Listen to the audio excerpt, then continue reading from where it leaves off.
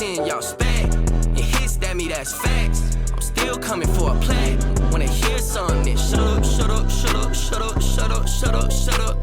Shut up, shut up, shut up, shut up, shut up, shut up, shut up. Welcome back to Overlooked and Underplayed, the series where I show you some cards that are criminally underplayed in Commander. And banging and banging. When a guy's banging you, in the hopes that you might give them a shot. We've got one card of each color, an artifact, and a multicolor. So if that sounds interesting to you, make sure to like and subscribe, and let's get into it, starting things off with Reverent Mantra.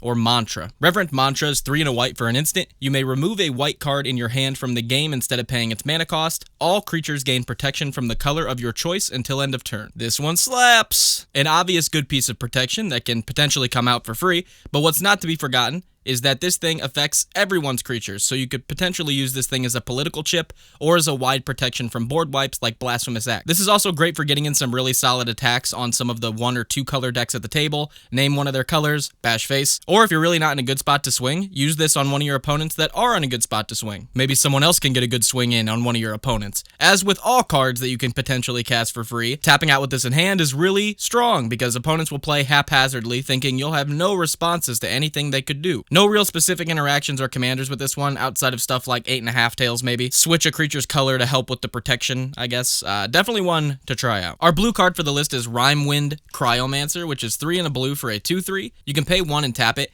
Counter target activated ability. Play this ability only if you control 4 or more snow permanents. So, hear me out, boys.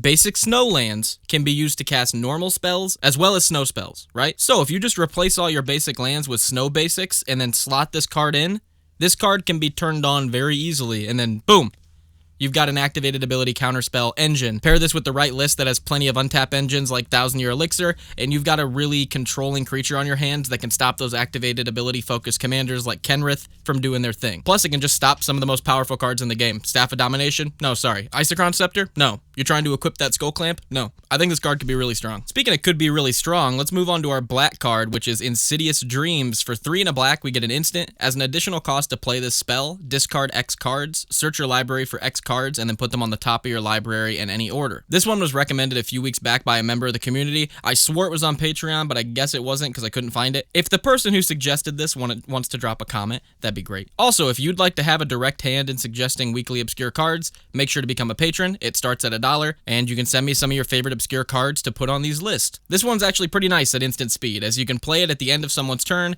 and draw one of your cards that you just tutored, essentially just acting as a tutor. Of course, this has the added benefit of like all your follow-up draws are going to be pretty good, if not the best draws you could get. This is interesting. I kind of like this thing in my new 5-color Tazri Reanimator, as it loves having lands and creatures in grave, and Tazri, as my commander, mills the top 5, so being able to possibly set up exactly what I'm going to mill is actually really good. Not to even mention decks that care about like revealing off top like Yuriko or playing off top. Solid ass card, honestly. Keep in mind the discarding as an additional cost is pretty rough if the spell gets countered, but hey, we're going fast, we're going furious. So is Pyrostatic Pillar, our red card of the list, which is 1 and a red for an enchantment. Whenever a player plays a spell with converted mana cost 3 or less, Pyrostatic Pillar deals 2 damage to that player. I really like this card. It's a great form of defense against Spellslinger Storm decks, and people just trying to get a little too aggressive at the table. I could almost see a Jeskai Group Slug Pillow Fort deck where you run stuff like Propaganda to keep aggro off you, along with cards like this and Zozu the Punisher to keep a timer on all the opponent's heads, while you just sit behind your wall of Pillow Fort. Actually, just run Pramicon Sky Rampart as the commander and just sit behind all the previous stuff, plus a literal wall as your commander that forces people to attack other people. Speaking of attacking other people, I could also see this in a Goad deck, as those decks promote people playing creatures. The earlier the better, more attacking going on, great, seems not bad in there. Any deck that likes to put timers on people could definitely utilize this, and honestly, cut those Shrieking Drake chains out, man. Alright, we get it. You're playing a 1-blue that bounces itself over and over and over again. Pyrostatic Pillar would like to talk to you for 15 minutes. The green card for today is Life Gift, being 2 and a green for an enchantment. Whenever a land comes into play, you may gain 1 life. This is interesting, because life gain is pretty weak, but this one's interesting as it triggers off every land that enters, so your life total could potentially get out of hand pretty quick, especially if there's a land deck at the table, or if your deck cared about life gain in increments, like, you know, pair this with Bilbo. I could genuinely see you getting enough life to trigger him pretty quick, especially paired with other life gain cards and life gain benefits like Veto to get damage in on opponents. If you're in like a Jund deck, I feel like this could go into a really niche, really cool deck. And if you thought of that deck, drop a comment. Our multicolor card for the list is Circle of Despair, being 1, a white and a black for, you guessed it, an enchantment. Pay 1, sacrifice a creature, prevent all damage to any creature or player from any one source. I really like this sack outlet, actually. If there's a Voltron deck at the table, that commander's not going to do damage to you anymore. Or do damage to other people, like as a political chip. Or just any big threats at the table, like Blightsteel Colossus. You know, don't even try it, buddy. Of course, this is going in an aristocrat or token deck where you have plenty of access to creatures and sacrifice. Also, if you're just in a Mardu deck, you can use this paired with Blasphemous Act to get a pretty nice pseudo one-way board wipe to protect all the stuff you don't want to die. It's definitely an interesting one as far as sack outlets are concerned, and the fact that it's in black-white.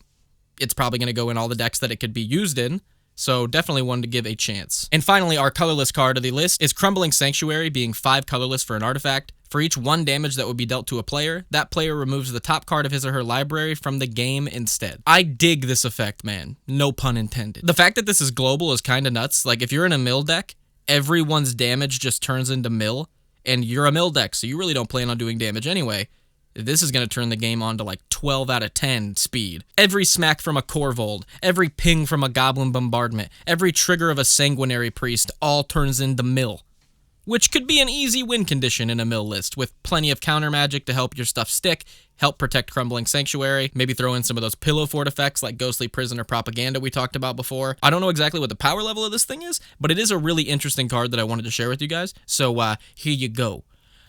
Gobble it up. If there's anything on this list that you immediately thought, whoa, this is really good in there, please drop a comment. Let me know what you think. If you've got any obscure cards that you would like to make these lists, again, head over to the Patreon. It starts as low as $1. It really helps me out a ton, where you can submit some of your favorite obscure cards to potentially make these weekly lists. Speaking of Patreon, big shout out to all the people that you see on screen. They really help support the channel and get some of this high quality content out there. As I've said in a couple of my past videos, we have some merch coming out in the next couple of months, so please watch out for that. We've got our Elder Dragon Community Deck Challenge video coming out a little later this month, and my LGS is throwing a $50 Commander League that I'm going to make a video about, so watch out for that as well. Anyway, I really appreciate you guys. Go check out some of the other content if you haven't already. There is a ton of videos. I think there's like 1,000 videos on my channel now. Go check those out. Make sure to subscribe. We are so close to 10K. It's ridiculous. And with that, you guys have a good day.